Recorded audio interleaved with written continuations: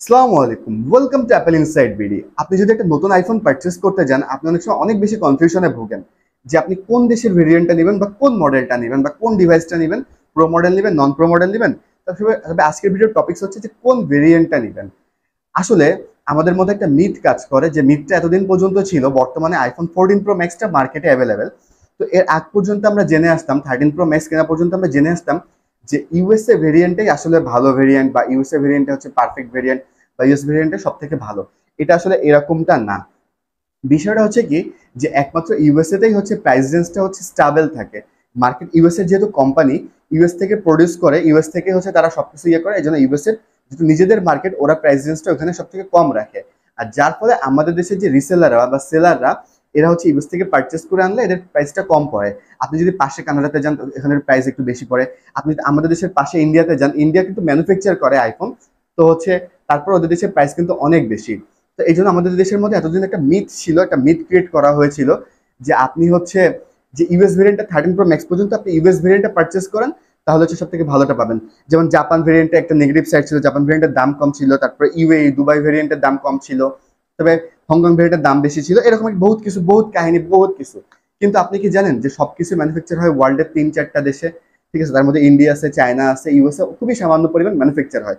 ওরা হচ্ছে ডিজাইন করে, ওরা হচ্ছে সফটওয়্যার ডেভেলপ করে, ওরা হচ্ছে আইডিয়া জেনারেট করে, কিন্তু ওরা ম্যানুফ্যাকচার করে নিয়েছে চায়না থেকে সাধারণত।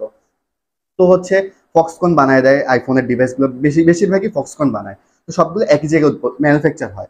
তো জাপান ভেরিয়েন্টে কিছু কিছু প্রবলেম আছে, যে হচ্ছে আপনি যখন ক্যাপচার করবেন তখন হচ্ছে শাটারের সাউন্ডটা হবে। তো এটাই হচ্ছে জাপান ভেরিয়েন্টের। আর হচ্ছে এছাড়া কোনো প্রবলেম নেই, সব ডিভাইসে একই জায়গায় বিল্ড কোয়ালিটি, ম্যাটেরিয়াল, সফটওয়্যার সবই সেম হয়। তো বর্তমানে আসি, যে আপনি 14 বা 14 সিরিজ পারচেস করতে যাচ্ছেন, তো আপনি কোন ভেরিয়েন্টটা নেবেন? আপনি অনেক বেশি কনফিউশনে আছেন। তো আপনি ইউএস ভেরিয়েন্টটা হচ্ছে আপনি নিবেন না, কারণ ইউএস ভেরিয়েন্টে ব্ল্যাক লিস্টেড প্রবলেম আছে। তো আপনি হচ্ছে ইউএস ভেরিয়েন্টটা ইগনোর করবেন, আপনি চেষ্টা করবেন হচ্ছে হংকং ভেরিয়েন্ট বা হচ্ছে সিঙ্গাপুর ভেরিয়েন্ট। ইউএস ভেরিয়েন্ট বাদে আপনি যে কোনো ভেরিয়েন্ট নিতে পারেন। হচ্ছে ইউএস ভেরিয়েন্ট আছে, আপনি ফিজিক্যালি সিম ইউজ করতে পারবেন না, আপনার ইসিম ইউজ করতে হবে।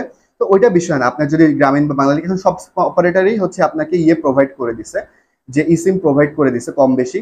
তো হচ্ছে আপনি চাইলে হচ্ছে ইউএস ভেরিয়েন্টটা ইগনোর করবেন, কারণ হচ্ছে ইউএস ভেরিয়েন্টটা হচ্ছে যেহেতু হচ্ছে ব্ল্যাক লিস্টেড ইস্যু আছে। আপনি সব অন্য দেশের যে কোনো ভেরিয়েন্ট, সিঙ্গাপুর নিতে পারেন, জাপান নিতে পারেন, হংকং নিতে পারেন, তারপর কানাডা নিতে পারেন, যে কোনো দেশের যে কোনো ভেরিয়েন্ট আপনি হচ্ছে নিতে পারেন। তবে ইন্ডিয়ান ভেরিয়েন্টের রিসেল ভ্যালুটা একটু কম থাকে, জাপান ভেরিয়েন্টের রিসেল ভ্যালুটা একটু কম থাকে।